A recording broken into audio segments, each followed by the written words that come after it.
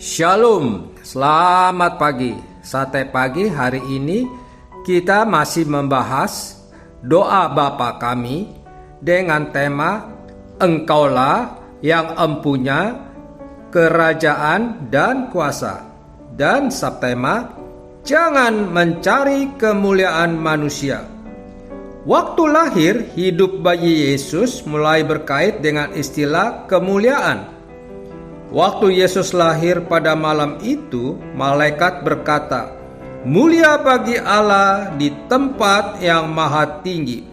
Pada waktu Yesus turun di posisi paling rendah, saat itu kemuliaan naik sampai posisi paling tinggi. Ini ajaran Alkitab yang mengandung arti dalam sekali.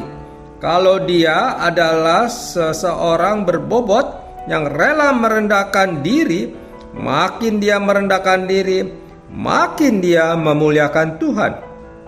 Jika dia adalah orang yang tidak berbobot, makin meninggikan diri, makin dia mempermalukan diri.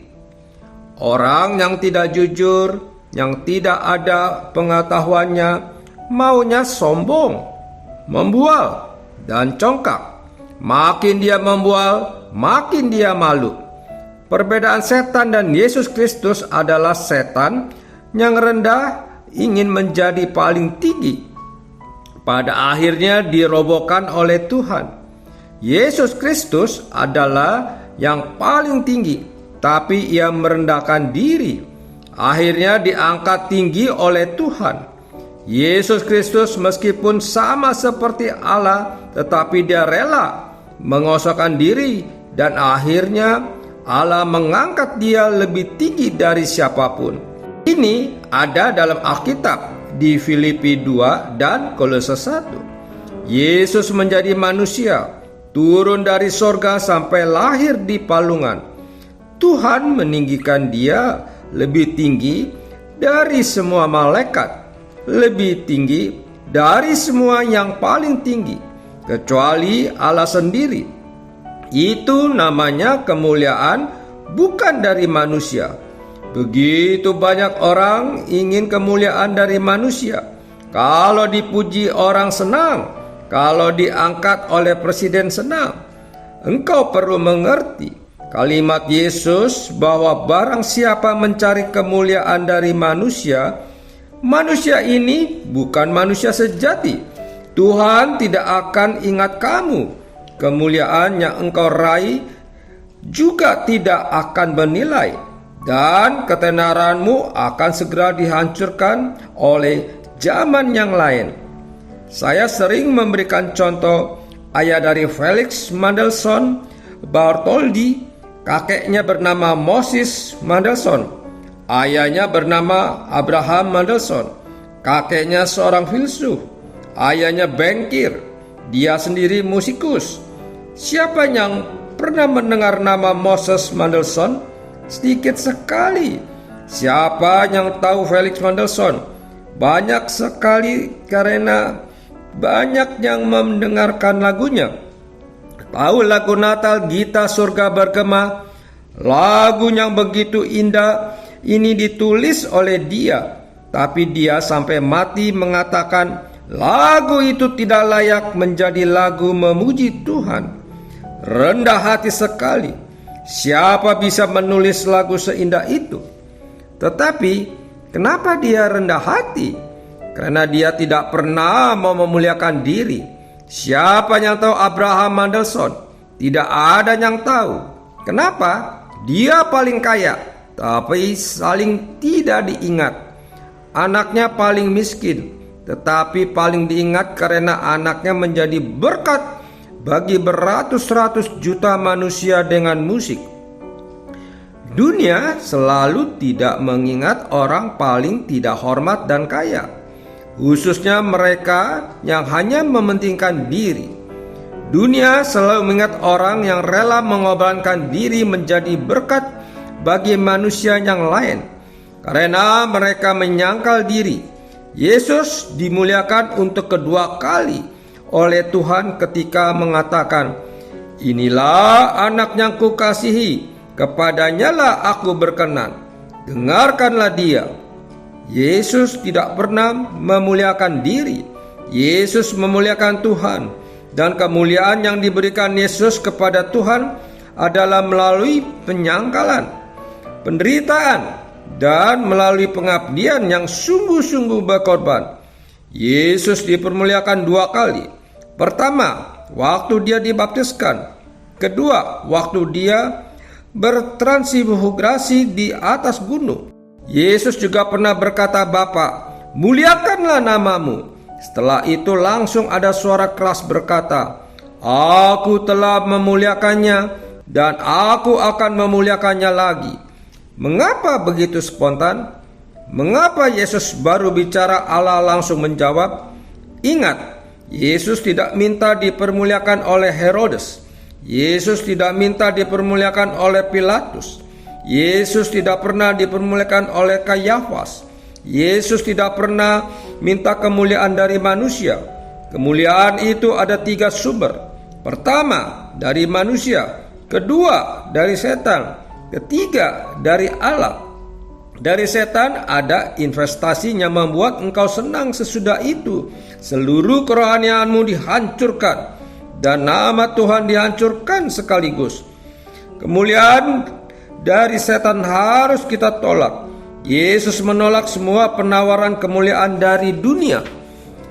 Kemuliaan kedua dari manusia yang terdiri dari 2, dari diri sendiri atau dari orang lain. Begitu banyak orang minta kemuliaan dari orang. Begitu banyak orang mencari kemuliaan dan hormat yang palsu, karena mereka tidak mau membayar harga. Mereka maunya terima begitu saja. Bagi Yesus Kristus itu tidak berarti. Kalau engkau selalu memuliakan nama Allah, engkau berhak berdoa memohon Tuhan memuliakan namamu. Jika engkau hidupnya selalu memuliakan Tuhan, dan sekarang engkau diejek, dianiaya, ditekan, dijual, difitnah, dipermalukan, saat itu engkau boleh berkata, "Tuhan, muliakanlah anakmu, sebagaimana anakmu sudah memuliakan engkau." Kita hidup di dunia sering dilecehkan orang, dihina orang.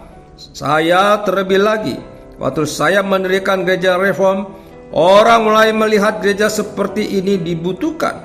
Maka mulailah saya dibenci oleh banyak pendeta, dihina oleh banyak gereja.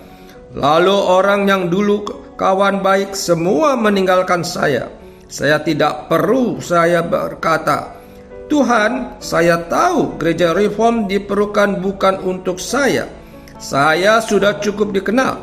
Sebelum saya mendirikan gereja reform di Jakarta, paling sedikit sudah 200.000 orang pernah dengar khotbah saya di Jakarta. Di seluruh Indonesia, dari Sumatera Utara sampai Sulawesi Utara, saya adalah pengkhotbah yang paling disambut. Saya sudah terkenal. Tetapi terkenal buat apa? Saya berdoa, yang penting Tuhan namamu dipermuliakan." Waktu saya melihat gereja sudah bobrok, baik Katolik, baik Protestan, baik Injili, baik karismatik, banyak yang sudah tidak lagi membicarakan tentang Injil yang sejati, Kristus yang mati dan bangkit, maka saya harus dengan Injil mengembalikan kemuliaan Tuhan. Tahun-tahun terakhir engkau melihat bagaimana orang-orang mengakui bahwa Tuhan mengonfirmasikan kalau gerakan ini, gereja ini dipimpin oleh Tuhan. Meskipun diserang dari sana sini, Tuhan memelihara kita karena kita memuliakan Tuhan. Jangan memuliakan diri. Jangan minta manusia memuliakan engkau. Jangan cari kemuliaan dari dunia yang layu, dan sementara hanya cari kemuliaan dari Tuhan. Amin. Mari kita berdoa. Bapa Surgawi, kami bersyukur dapat memperdalam firman Tuhan melalui seri doa Bapa kami. Biarlah kami selalu memuliakan Tuhan dan tidak memuliakan diri. Amin.